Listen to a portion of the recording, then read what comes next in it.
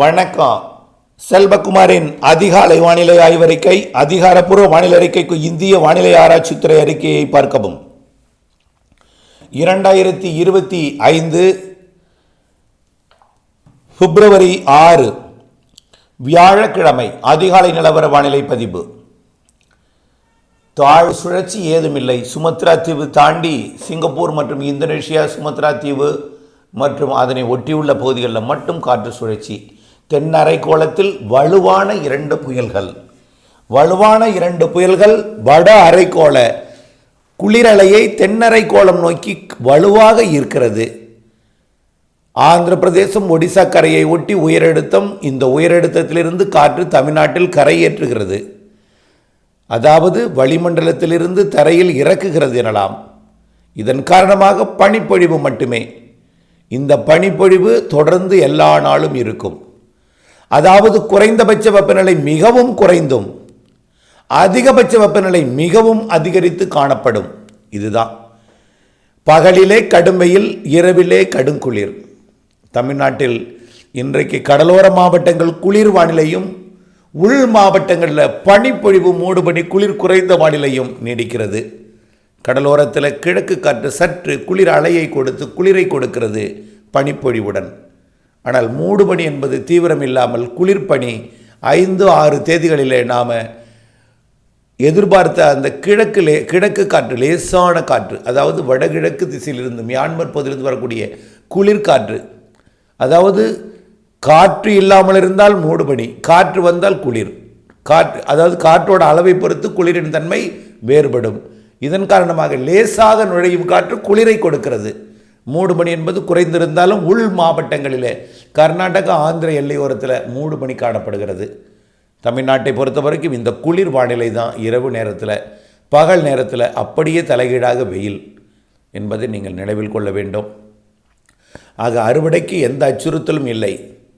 தமிழ்நாட்டிலே நெல் அறுவடை இந்த தேதியிலேயே, அதாவது கடும் விளைச்சலில் கடந்த ஆண்டை விட 2 மடங்கு கூடுதலாக விளைச்சலினால் நெல் உற்பத்தி பெருகி இருப்பதாக தமிழ்நாடு நுகர்பொருள் வாணிப கழகத்திலிருந்து வரக்கூடிய செய்தி குறிப்பு தெரிவிக்கிறது. ஆக இன்னும் அறுவடை நிறைய இருக்கிறது. ஆகவே நல்ல ஒரு விளைச்சல். இதற்கு காரணம் விவசாயத்தை பாதிக்காத மழை இருந்தாலும், ஒரு சில இடங்களில் பாதித்தாலும் பெரும்பாலான இடங்களில் தேவையான மழைப்பொழிவு, பாதிக்கும் மழைப்பொழிவு இருந்தாலும் விவசாயிகள் அதை வடிகட்டி மிகவும் வானிலை அறிக்கையை கேட்டு சிரமப்பட்டு திட்டமிட்ட வேளாண்மை செய்ததன் காரணமாக இந்த நெல் உற்பத்தி. ஆகைய வேதாரண்யம் பகுதிகளில் கூட எல்லா மாவட்டத்திலையும் கூட எந்தவித ஒரு கடந்த ஆண்டை போல் இல்லாமல் இந்த ஆண்டு நல்ல ஒரு உற்பத்தி கிடைத்திருக்கிறது. அதுவும் இந்த ஆண்டு குறுவை இல்லை, எல்லாமே 2வது ஒரு போகம் நன்றாக விளைந்திருப்பதாக தகவல் கிடைத்திருக்கிறது. இந்த நிலையில் அறுவடையை பாதிக்கும் அளவிற்கு மழை வாய்ப்பு இல்லை. வரக்கூடிய 12, 13, 14 நாம் எதிர்பார்த்த அந்த தூறல் நனைக்கும் மழைப்பொழிவு கூட மிரட்டி விட்டு சென்றுவிடும். தென் மாவட்டங்களுக்கு கூட மிரட்டல் தான். இலங்கைக்கு வேணா தூறலாம், நினைக்கலாம். ஆனால் தமிழ்நாட்டை பொறுத்த வரைக்கும் எதிர்பார்க்கக்கூடிய அந்த 12ஆம் தேதி, 13, 14, 15 கூட மிரட்டல் வானிலை தான். ஆக அதுலேயும் மழை இல்லை. அடுத்தது 22, 23, 24 அதுவும் மிரட்டி விட்டு செல்லலாம் போல் தான் தெரிகிறது. காரணம் என்னன்னா, தற்பொழுது 2 புயல்கள் தென்னரை கோளத்தில் நிலநடுக்கோட்டுக்கு ஒட்டி, அதாவது இப்போ சுமத்ரா, ஆஸ்திரேலியா இடைப்பட்ட பகுதியில் நீடித்து கொண்டிருக்கு. 2 நிற்கிது அடுத்தடுத்தது. 2மே மேற்கு நோக்கி நகர்ந்து தான் அது தென்மேற்கு நோக்கி நகர்ந்து பிறகு தெற்கு நோக்கி நகரும். ஆகவே நம்முடைய நிலநடுக்கோட்டு பகுதியை விட்டு விலகி செல்வதற்கு இன்னும் ஒரு 10 நாள் பிடிக்கும். முற்றிலுமாக செயலிழப்பதற்கு 10 நாள் பிடிக்கும். இந்த 10 நாள் வரைக்குமே இந்த வடதுருவ குளிரலையை தமிழ்நாடு ஊடாக தென்னரைக்கோளம் நோக்கி, தமிழ்நாடு ஊடாக மட்டும் இல்லை, வங்கக்கடல், அரபிக்கடல், தமிழ்நாடு உட்பட இந்தியன் தீபகற்பம் வழியாக தென்னரைக்கோளம் நோக்கி இந்த குளிர்காற்றை ஈர்க்கிற காரணத்தினாலே தாழ்வு சுழற்சி வருவதோ கிழக்கு காற்று வருவதோ சாதகம் இல்லாமல் இருக்கிறது.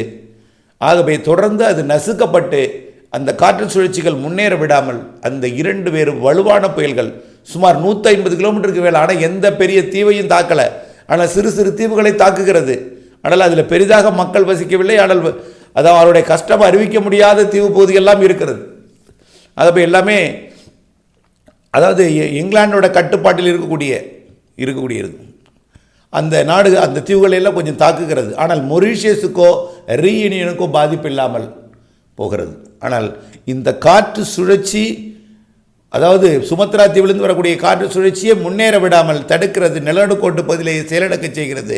இருந்தாலும் 22ஆம் தேதி 22, 23, 24 வருவது கொஞ்சம் முன்னேறி மிரட்டும் வானிலையை மட்டும் கொடுக்கும், மழைக்கு வாய்ப்பில்லை. அப்படி தான் தெரிகிறது. 22, 12, 13 மிரட்டு வானிலை தான், மழை வாய்ப்பில்லை. அடுத்து 22, 23, 24 அது நனைக்கும் மழையோ லேசான மழை பொழிவதாக கொடுக்கும். அதுவும் மிரட்டு வானிலையாக நிறைவடைந்து விடும் என்று எதிர்பார்க்கப்படுகிறது. அடுத்த மழை மார்ச் 2, 3, 4 2, 3, 4 அடுத்த காற்று சுழற்சி கொஞ்சம் ஏறி வரும் என்று எதிர்பார்க்கப்படுகிறது. அப்பொழுது இந்த நிகழ்வுகள் இருக்காது. அப்படியே இருந்தாலும் நிலநடுக்கோட்டை ஒட்டி சாதக அமைப்பை ஏற்படுத்தலாம், அல்லது ஒரு பெரிய அளவிலே தீவிரம் இல்லாமல் இப்போ இருக்கக்கூடிய பெரும் புயல் போல் இல்லாமல் சாதாரண ஒரு நிகழ்வாக இருக்கலாம் என்று எதிர்பார்க்கப்படுகிறது. இருந்தாலும் அந்த காற்று சுழற்சி மார்ச் 2, 3 முதல் வாரத்தில் ஒரு மழை தெரிகிறது. 2வது 3வது வாரத்திலையும் மழை வாய்ப்பு இருக்குது. ஆனால் மார்ச் 21க்கு பிறகுதான் உறுதியான மழைப்பொழிவுகள் இருக்கிறது. சூரியனின் குத்துக்கத்தின் நிலநடுக்கோட்டுக்கு வந்த பிறகு, முற்றிலுமாக வெயில் உயர்ந்த பிறகு, வளிமண்டல இடையூறு என்பது, அதாவது தென்னரைக்கோளம் வெப்பமடைந்திருக்கிற காரணத்தினாலே புயல்கள் அங்கே உருவாகி, நிகழ்வுகள் அங்கே உருவாகி குளிர்காற்றை ஈர்க்கிறது. அதே நிலநடுக்கோட்டில் உருவாகி குளிர்காற்றை ஈர்த்தாலும் அடுத்தடுத்த நிகழ்வுகள் முன்னேறி வருவதற்கு சாதக அமைப்பை மார்ச் இறுதியிலிருந்து ஏப்ரல் மேல ஏற்படுத்தும் என்று எதிர்பார்க்கப்படுகிறது. இப்போவே உங்களுக்கு தெரியும், தென்னரை குளத்தில் அடுத்தடுத்து 2 புயல்கள், இன்னும் எண்ணற்ற காற்று சுழற்சிகள் மடகாஸ்கரில், ஆப்பிரிக்காவில் என்று ஏகப்பட்ட நிகழ்வுகள் தென்னரை குளத்தில் இருக்கிறது. நிலநடுக்கோட்டு, அதாவது இந்திய பெருங்கடல்ல, இது தெற்கு இந்திய பெருங்கடல், வடக்கு இந்திய பெருங்கடல் ஆகிய நம்முடைய நிலநடுக்கோட்டுக்கும் வங்கக்கடலுக்கும் அரபிக்கடலுக்கும் கண்டிப்பாக கோடை, தென்மேற்கு வடகிழக்கு பருவமழை காலத்தில் தீவிரமான ஒரு மழைப்பொழிவை கொடுக்கக்கூடிய வலுவான நிகழ்வுகளுக்கு தான் சாதகமாக இருக்கிற காரணத்தினாலே கண்டிப்பாக மார்ச் 21க்கு பிறகு முற்றிலுமாக படிப்படியாக மாறும். ஆனால் வெயில் இருக்கும், வெயில் இல்லாமல் போய்விடாது.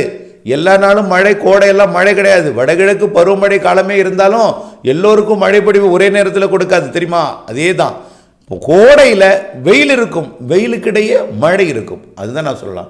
மழை 4 சிஸ்டமாக, மாதத்திற்கு 3 நிகழ்வுகள். அந்த 3 நிகழ்வுகள் 2 சாதாரண காற்று சுழற்சி, மழை லேசான மழைப்பொழிவை கொடுக்கக்கூடிய காற்று சுழற்சி. ஒரு நிகழ்வும் ஏப்ரலில் ஒன்றும் மேயில் ஒன்றும் வலுவான நிகழ்வாக இருக்கும் என்று ஏற்கனவே சொல்லியிருக்கிறோம். அந்த ஒரு வலுவான நிகழ்வும் மாதத்திற்கு தலா 3 நாள் தான். பாக்கி 27 நாள், 27 நாளில் ஒரு 4 நாள் சாதாரண தூறல் சாரல் 4 நாட்கள் இருக்கும். பாக்கியெல்லாம் ஒரு 22, 23 நாட்கள் வெயில் நாள் தான். வெயிலும் சராசரி வெயில், சராசரிக்கு சற்று கூடுதலாக ஒரு சில நாட்கள் ஏற்பட்டாலும், ஆனால் ஒட்டுமொத்தத்தை பார்க்கும் பொழுது சராசரி வெயில் இருக்கும். மழைப்பொழிவு கோடையில் இருக்கிறது, நம்பிக்கையுடன் இருங்கள். பிப்ரவரி மாதத்தில் பெரிய அளவிலே மழைக்கு வாய்ப்பில்லை, மழை வாய்ப்பு இல்லை என்று சொல்லலாம். மிரட்டு மாநிலம் தான் தெரிகிறது. பிப்ரவரியில் 22, 23 மட்டும்தான் ஆய்வில் இருக்கிறது. அதுவும் மிரட்டி விட்டு போய்விடும் போல் தெரிகிறது. மார்ச் 2, 3, 4 தூறல், நனைக்கும் மழை, லேசான மழைப்பொழிவுகள் இருக்குது. மார்ச் 15க்கு பிறகு நிச்சயமாக எல்லா வானிலையும் வளிமண்டலம் மாறி அமையும். மழைக்கு சாதகம் இருக்குது, வெயிலுக்கிடையே மழை இருக்கும்.